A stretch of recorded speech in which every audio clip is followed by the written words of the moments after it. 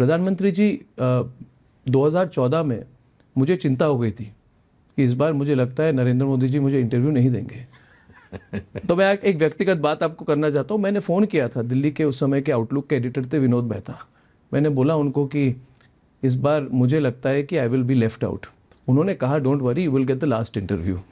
और ये कोइंसिडेंस है कि आज ठीक 10 साल हुए, 9 मई 2014 में आपने इंटरव्यू दी थी, गांधीनगर में मैं आया था, और उस इंटरव्यू की एक हेडलाइन टॉकिंग पॉइंट बनी थी।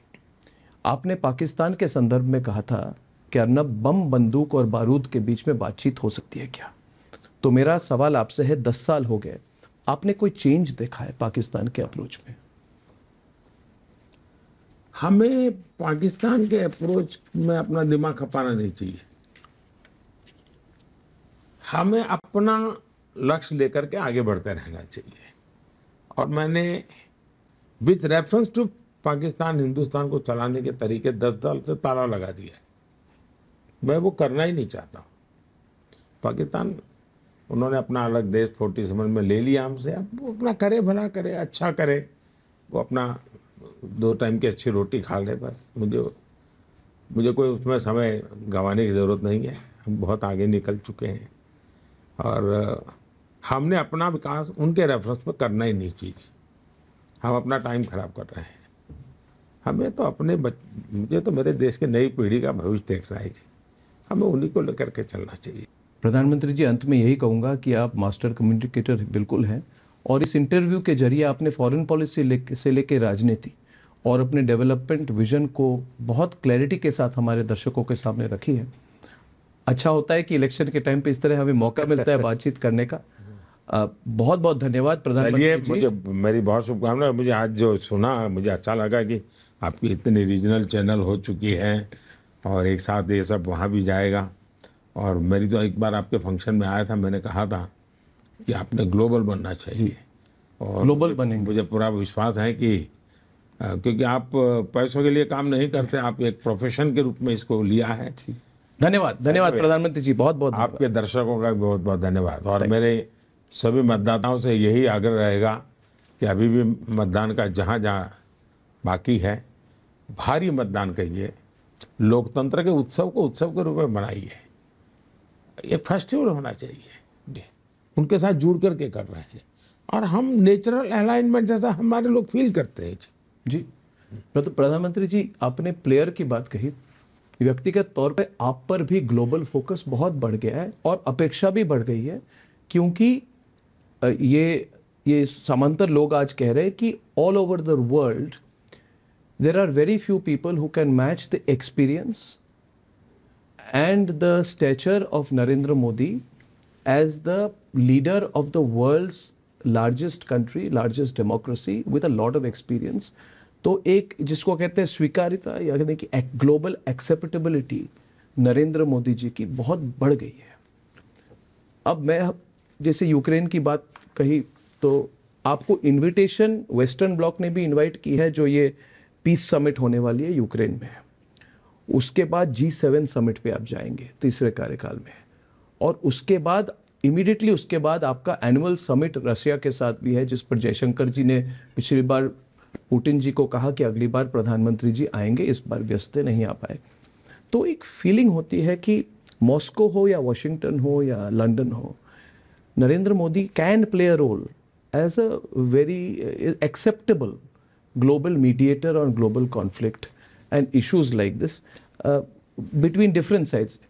या शायद मीडिएटर ठीक शब्द नहीं होगा प्रधानमंत्री ji, to reduce global tension, may be ये this is a better way of putting it.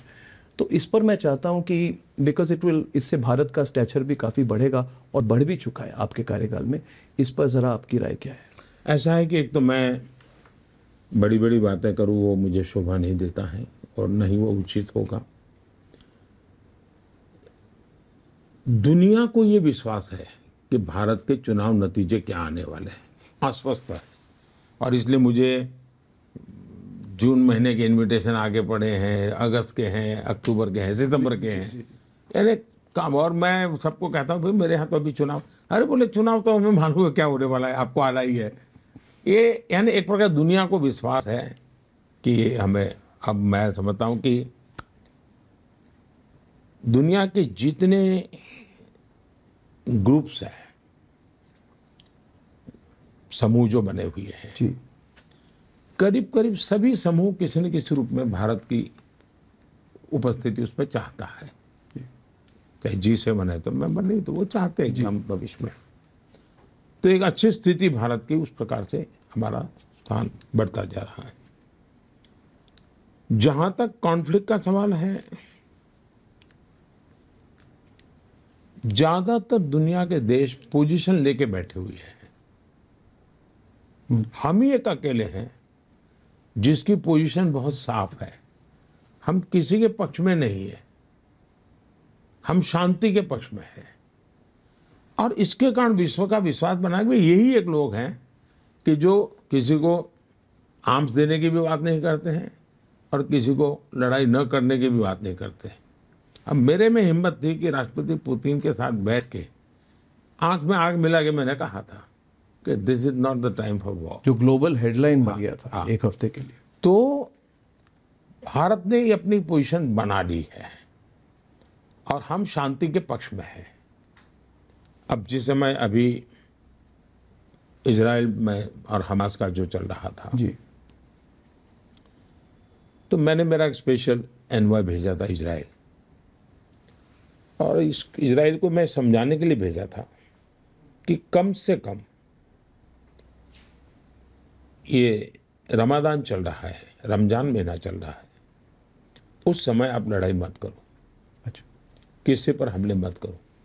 दुनिया को मालूम नहीं है, लेकिन ये बात ज्यादा चर्चा में नहीं है। रमादान हो गया है तो मैं आज जी बताता जी हूँ। जी जी जी, बहुत बड़ी बात। मैंने स्पेशल एनवॉय भेजे थे, अच्छा, और मैंने उनको कहा था कि ये जेस्चर आपका बाकी जगह पे हो। दूसरा मैंने कहा कि वहाँ के लोगों को रमादान के समय जो सुविधा की आवश्यकता है, भारत उनके लिए भेजना चाहता है। हमें कोई रुकावट नहीं आनी चाहिए, हम उनकी जो भी मदद करना चाहते होगा। तो हमारा ये कैरेक्टर है जी, और हम ये करते हैं। हम इसका ढोल नहीं पीटते हैं, लेकिन हम करते हैं। और कुछ मात्रा में हमें सफलता मिलती है, कुछ मात्रा में नहीं मिलती है, लेकिन हम ही कर रहे हैं। इस मिजाज से हम नहीं कर रहे हैं।